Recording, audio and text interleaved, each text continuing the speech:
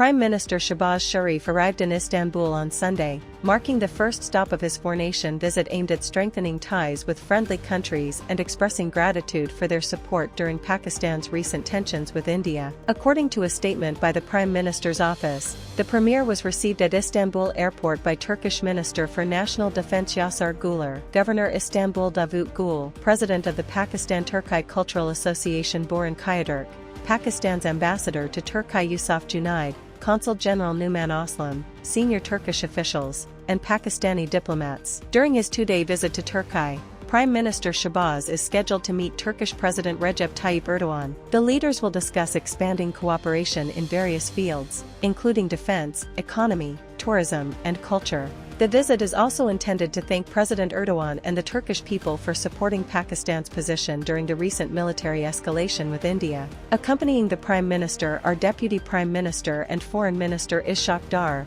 Minister of Information and Broadcasting Ataullah, and Special Assistant Tariq Fatemi. Following Turkey, the Prime Minister will visit Iran, Azerbaijan, and Tajikistan from May 25 to 30th. The Foreign Office said that the Premier will hold wide-ranging discussions with the leadership of these countries on bilateral relations and matters of regional and international importance. He will also convey Pakistan's appreciation for their diplomatic support during the conflict with India. Feritin Altan, Erdogan's head of communications, stated that during the meeting, both bilateral relations and regional and international issues, including the fight against terrorism, would be discussed. He added that various aspects of Turkey-Pakistan ties would be evaluated, including joint initiatives under the Pakistan-Turkey High-Level Strategic Cooperation Council. While in Tajikistan, PM Shehbaz will attend the International Conference on Glaciers in Dushanbe on May 29 and 30th. Amid recent tensions, Erdogan had conveyed solidarity with Pakistan and endorsed its calm and restrained policies. Azerbaijan's President Ilham Aliyev congratulated PM Shehbaz on Pakistan's remarkable success, while Iran offered to mediate and visited both Islamabad and New Delhi. Meanwhile, Foreign Minister Dar also spoke with Uzbekistan's Foreign Minister Bakhtiar Saidov to discuss regional connectivity,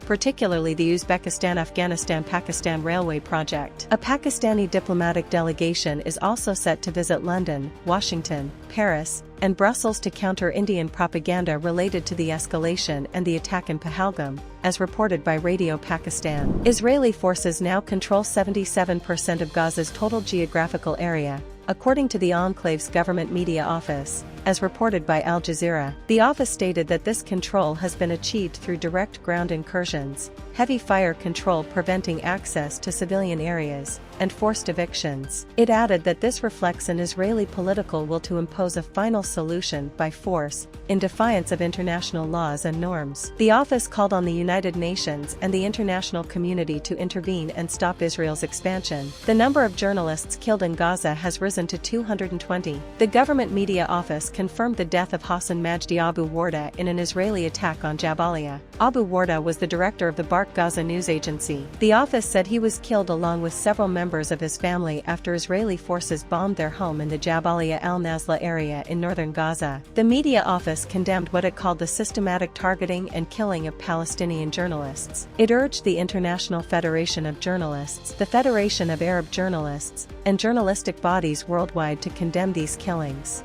Swiss authorities may investigate the Israeli and US-backed Gaza Humanitarian Foundation, or GHF, Al Jazeera reports. The possible inquiry follows a request from the NGO Trial International to examine whether the Swiss-registered foundation's operations comply with Swiss and international law. The GHF is set to begin overseeing aid distribution in Gaza later this month using private security contractors. International aid organizations and the United Nations have expressed opposition, arguing the foundation lacks neutrality, forces displacement, and endangers civilians. GHF told Reuters it adheres to humanitarian principles and does not support forced relocation. Israeli opposition figure Yair Golan has called Prime Minister Benjamin Netanyahu a corrupt and failed leader. Golan's statement came after a report that Netanyahu planned a budget proposal favoring ultra-Orthodox parties to maintain coalition support. Golan accused Netanyahu of using tax money to bribe the ultra-Orthodox who avoid service, while sending soldiers and reservists to Gaza. He vowed to replace Netanyahu. Meanwhile, the armed wing of the Palestinian Islamic Jihad, Quds brigades, claimed responsibility for a bomb attack on Israeli forces in Gaza City's eastern 𝐒𝐭𝐲𝐬 neighborhood. The group said it used an undetonated explosive left behind by Israeli forces. The death toll in Israel's war on Gaza has reached 53,939, with 122,797 injured, according to Gaza's health ministry.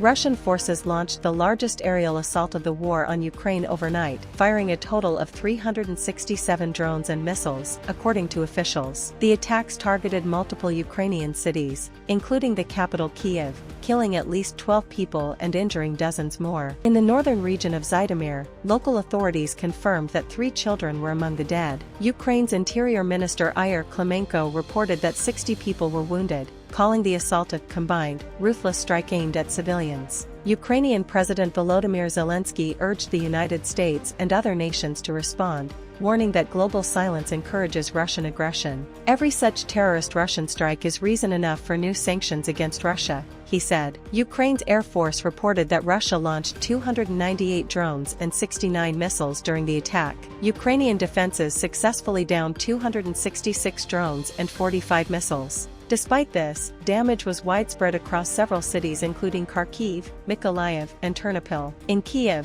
11 people were injured by drone strikes. 4 more were killed in areas surrounding the capital. This marks the second major aerial strike in as many days. In Kharkiv, drone attacks hit 3 districts, injuring 3 people and shattering windows in high-rise buildings. In Mykolaiv, a 77-year-old man was killed and 5 others were injured. A residential building suffered significant damage. Meanwhile, in 𝐃𝐚𝐰𝐬, 4 people were killed and 5 wounded, far from the active front lines. Ukraine and its allies have been pushing for a 30-day ceasefire as a first step toward peace. However, those efforts suffered a setback after former U.S. President Donald Trump declined to impose additional sanctions on Moscow. Russia's defense ministry claimed it intercepted 95 Ukrainian drones. Moscow Mayor 𝐒𝐭𝐲𝐬𝐬 reported that 12 drones were shot down near the capital.